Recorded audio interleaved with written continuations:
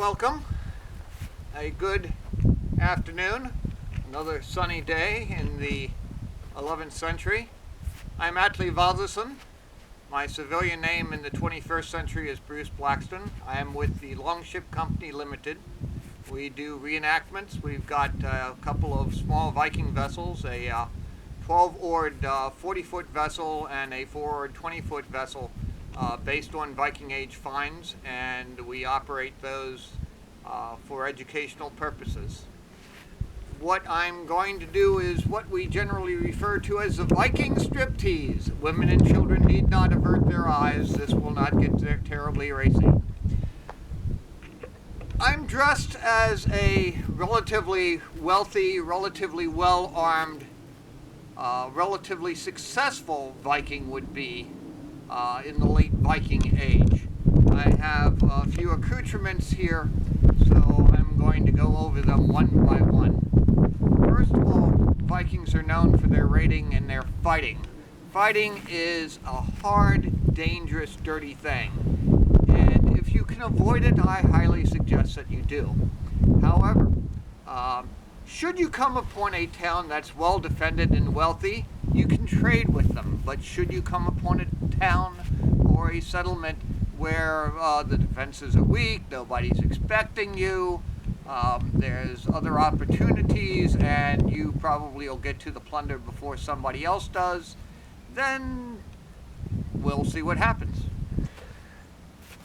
For defense, being a relatively wealthy man, I have several levels of defense, several layers.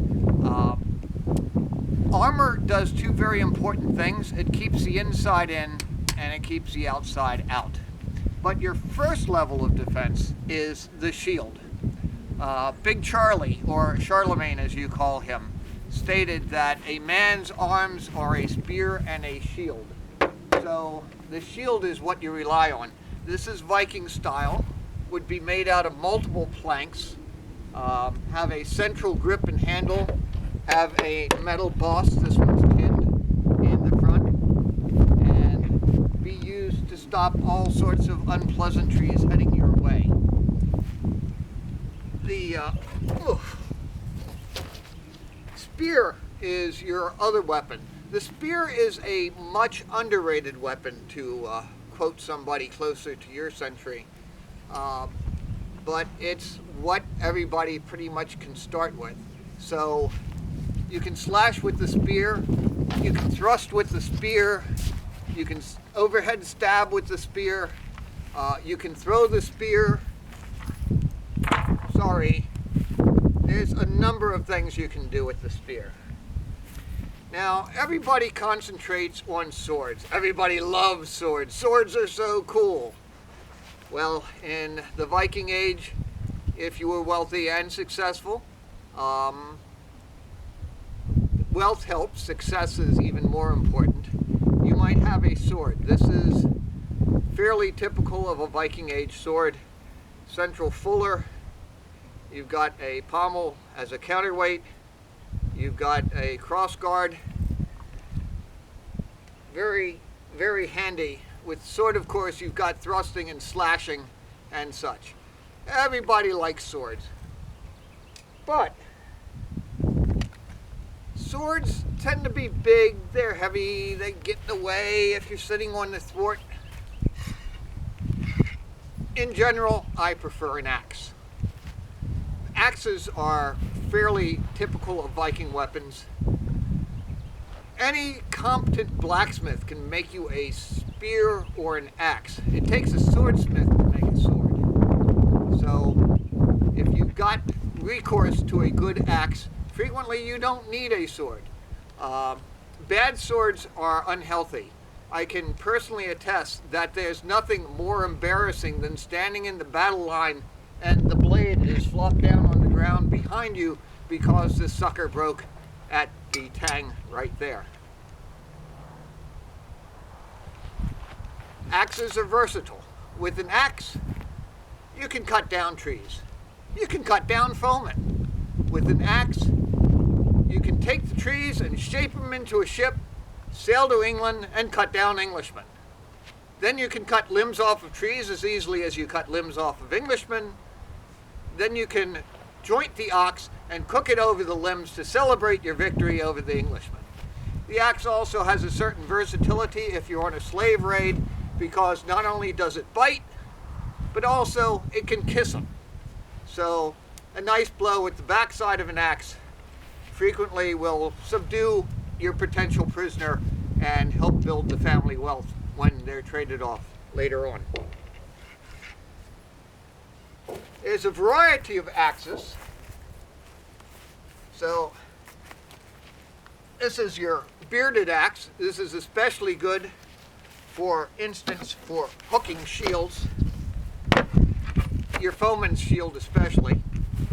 It's also good on the ship for grabbing onto the dock occasionally. It's also shorter hafted so that you can use it more easily and readily on board the craft quarters of the ship.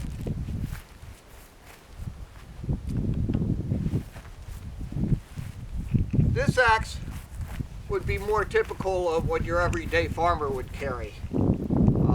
Perfectly good as a walking stick, very fashionable if I don't say so myself, but with plenty of power, but with plenty of versatility for cutting trees on a daily basis, splitting the firewood and such. You've got long axes, frequently known as half axes. Next time somebody says you've done a half-axe job of something, this is what they're referring to. The beauty of throwing axes is if somebody on the next ship says something bad about your mother, you can say, "Oh yeah, well this is what my mother taught me." And away it goes. The Franks have a Frankish, which is the Frankish axe, and that's what they named after. The Saxons, on the other hand, this also is a throwing axe. The Saxons, on the other hand, have sax knives. So, too much Saxon violence, that's what they're named after. They're named after their knives. Actually, as a Viking, sometimes you would carry one of these as a backup weapon. Some people prefer them. Some of the theories is that they were especially deadly in use in the shield wall because you'd pull your shield up and come up under their guard. And also you trip over swords occasionally. I love swords, they look neat, but one does need to be cautious.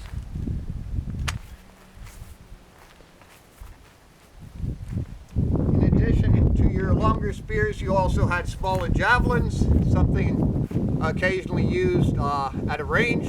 So once again,